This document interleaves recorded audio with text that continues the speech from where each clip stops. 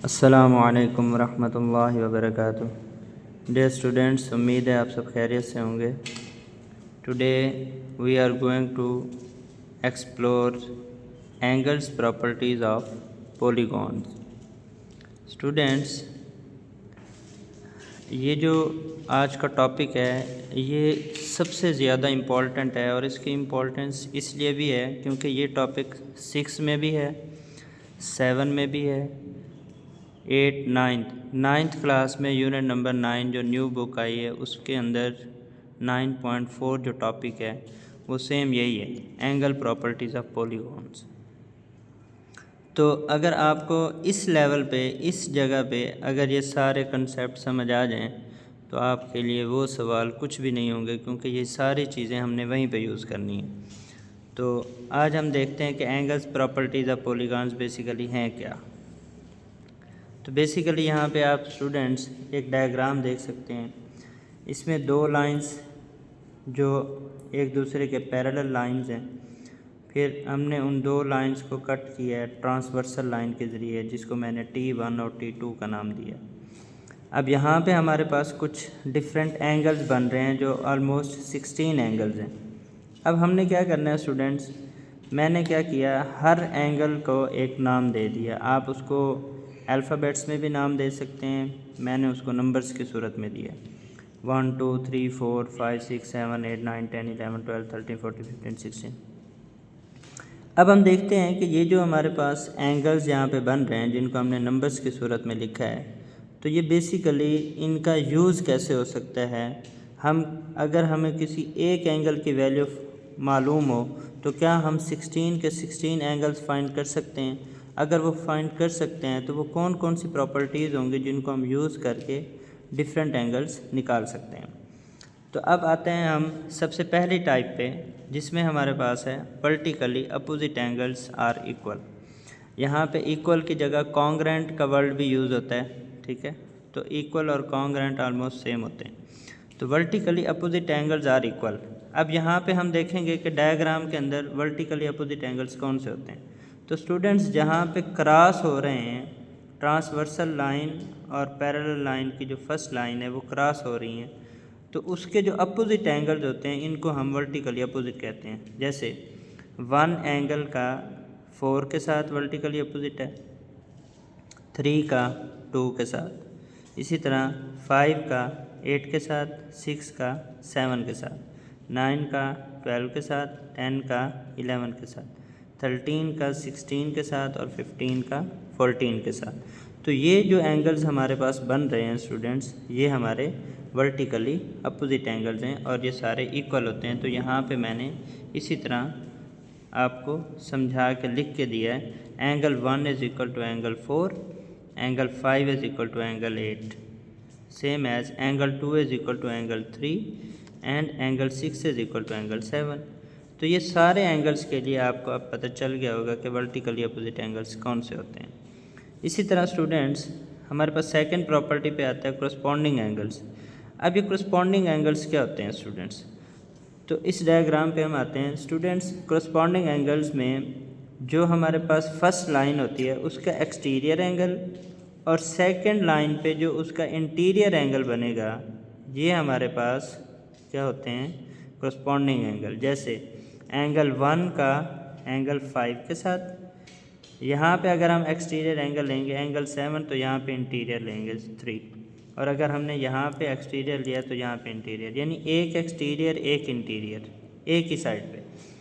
तो एंगल 1 का एंगल 5 के साथ इक्वलिटी का होगा और 7 का 3 के साथ। तो आप देख सकते हैं, आप angle 1 is equal to angle 5, angle 3 is equal to angle 7, angle 2 is equal to angle 6, ये देखिए, और angle 4 is equal to angle 8। इसी तरह एंगल 12 16 के और 14 10 के, 9 13 के, 15 11 के। तो ये हमारे पास कोरस्पॉन्डिंग एंगल्स होते हैं और ये इक्वल होते हैं। सेम एज स्टूडेंट्स, अब हम आते हैं टाइप 3 पे, जो है हमारे पास अल्टरनेट इंटीरियर एंगल्स।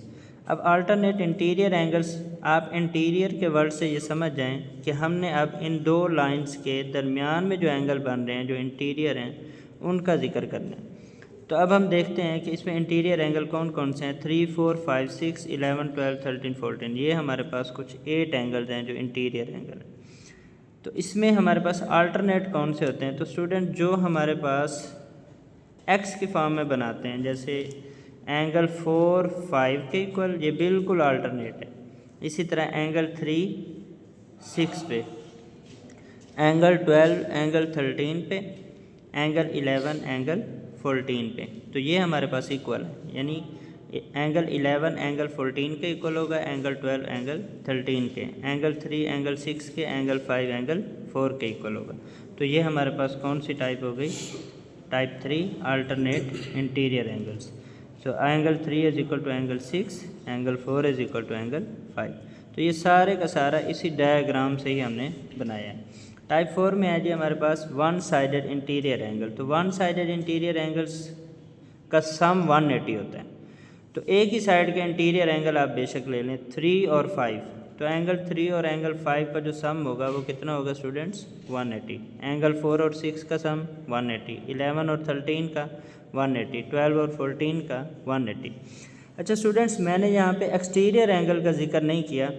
तो जो प्रॉपर्टीज़ इंटीरियर के लिए सेम वही प्रॉपर्टीज़ एक्सटीरियर के लिए भी एग्जिस्ट करती हैं। जैसे अगर हम यहाँ पे एंगल 1 को एक्सटीरियर मान लें और यहाँ पे एंगल 7 को एक्सटीरियर मान लें, तो इनका सम भी 180 होगा। और इसी तरीके से नेक्स्ट हम आते हैं सप्लीमेंट्री एंगल्स।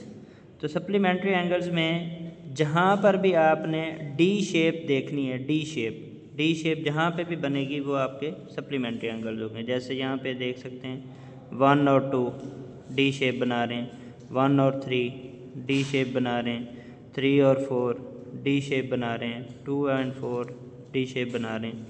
तो ये हमारे पास सप्लीमेंट्री एंगल्स होते हैं और इनका सम भी 180 होता है।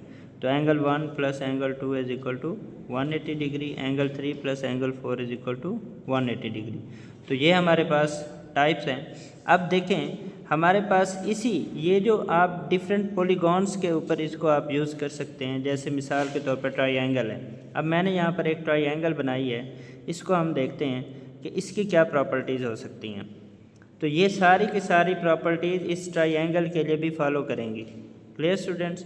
अब हम कुछ एडिशनली जो ट्रायंगल में जो इम्पोर्टेंट हैं वो हम देख सकते हैं। जैसे इसमें मैंने फर्स्ट पे लिखा है कि sum of interior angle of a triangle.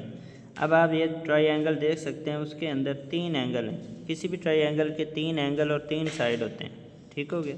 तो अब हमारे पास किसी भी ट्रायंगल के अगर 3 एंगल हैं तो उन तीनों का जो सम होगा वो कितना होगा स्टूडेंट्स, 180 डिग्री। तो alpha plus beta plus gamma ये मैंने नाम दिए हैं, तो इनका सम कितना होगा स्टूडेंट्स, 180 डिग्री। तो ये प्रॉपर्टी नंबर 1 होगी। अब हम देखते हैं कि exterior angle is equal to the sum of opposite 2 interior angles. अब आप स्टूडेंट देख सकते हैं यहाँ पे थीटा ये नाम है इसका, ये एक्सटीरियर एंगल है और इसके 2 अपोजिट इंटीरियर एंगल पड़े हैं। एक को मैंने अल्फ़ा का नाम दिया, एक को बीटा का नाम दिया। तो अगर आप इन दोनों का सम लेंगे तो वो किसके इक्वल होगा, एक्सटीरियर एंगल के इक्वल होगा। तो यहाँ पे मैंने मेंशन भी कर दिया angle alpha plus angle beta is equal to angle theta. तो याद रखिएगा स्टूडेंट्स कि एक्सटीरियर एंगल हमेशा अपोजिट 2 इंटीरियर एंगल्स के सम के इक्वल होता है। Property number 3, sum of exterior angle. ये ज़रूरी नहीं है कि आप सिर्फ ट्रायंगल में देखें, किसी भी टाइप की कोई भी पॉलीगॉन होगी जो रेगुलर पॉलीगॉन हो या वैसे भी कोई भी पॉलीगॉन हो स्टूडेंट, उसके जो अपोजिट यानी कि एक्सटीरियर एंगल्स हैं, अपोजिट की बात नहीं है, सिर्फ एक्सटीरियर एंगल। जैसे यहाँ पे ये एक्सटीरियर एंगल है, आप इसको बढ़ा दें, यहाँ पे एक्सटीरियर एंगल, आप इसको बढ़ा दें, यहाँ पे एक्सटीरियर एंगल। तो इन 3 एक्सटीरियर एंगल्स का जो यहाँ पे सम होगा वो 360 होगा। एक्सटीरियर एंगल का सम 360 होता है हमेशा, कोई भी पॉलीगॉन हो, चाहे वो n साइडेड पॉलीगॉन हो, ठीक है। लेकिन उसके जो अगर ट्रायंगल मेंशन कर दी है तो ट्रायंगल के इंटीरियर का 180 और एक्सटीरियर का 360। अब हम आते हैं प्रॉपर्टी नंबर 4 पे, इंटीरियर प्लस एक्सटीरियर एंगल। फ़र्ज़ करें स्टूडेंट्स मैं इन 2 एंगल्स को ले लेता हूँ, एक हमारे पास गैमा है और एक हमारे पास थीटा। तो अगर आप गौर करें तो यहाँ पे सप्लीमेंट्री एंगल्स की टाइप बन रही है, डी शेप बन रही है। तो इनका सम हमेशा 180 के इक्वल होता है। Interior angle plus exterior angle किसके इक्वल होता है? 180 डिग्री के। ये हर वर्टेक्स पे होता है, जितने भी यानी कि एन साइडेड पॉलीगॉन हो, आप 6 साइड या 5 साइड की पेंटागॉन ले लें या हेक्सागॉन ले लें 6 साइड की, तो उसमें जो नीचे वाला एंगल इंटीरियर होगा और जो उसका बैरूनी एंगल एक्सटीरियर एंगल होगा, उनका जो सम होगा इंटीरियर और एक्सटीरियर का वो 180 ही होगा। और अगर आपने किसी भी साइड किसी भी पॉलीगॉन का एक्सटीरियर एंगल फाइंड करना है तो उसके लिए फार्मूला आप यूज़ कर सकते हैं 360 डिग्री डिवाइडेड बाय n। फ़र्ज़ करें अगर हमने इसी ट्राइएंगल का ही करना है तो अगर आपको पता है कि 360 डिग्री डिवाइडेड बाय n, अब इसका एक्सटीरियर एंगल आपने फाइंड करना है, तो ट्राइएंगल में कितनी साइड होती हैं स्टूडेंट्स? 3। तो अगर आप 360 को 3 पे डिवाइड करें तो वो आता है 120 डिग्री। तो इसका मतलब यहाँ पे जो एक्सटीरियर एंगल है वो कितने का होगा? 120 डिग्री। Clear students? तो जिसकी जो साइड होंगी, ठीक है, उसको आपने 360 पे डिवाइड कर देना है। और इंटीरियर एंगल को फाइंड करने का भी एक फार्मूला है n-2 multiply 180 degree divided by n। अब यहाँ पे n वो भी नंबर ऑफ साइड्स को शो करते हैं। अब आप इसी ट्राइएंगल की मिसाल ले लें।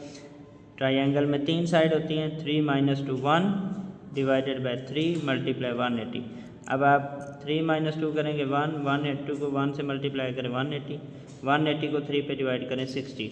तो इसका मतलब इसका एक एंगल 60 डिग्री का है। अब ये 60 डिग्री है, ये 120 है, तो 60 + 120 180। तो interior plus exterior is equal to 180।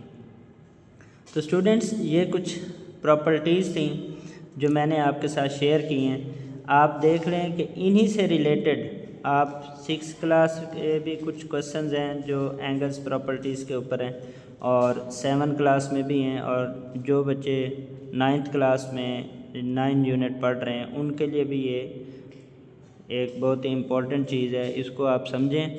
अगर आपको स्टूडेंट्स इसमें कोई इशू है तो वो आपने क्लियर करना है। दूसरी बात यह है कि स्टूडेंट्स ये मैंने जैसे आपको प्रॉपर्टीज़ बताई हैं, हमारा जो यूनिट नंबर 4 स्टार्ट हो रहा है उसके अंदर ये चीज़ें यूज़ होंगी जो आज की हमारी डायरी आएगी।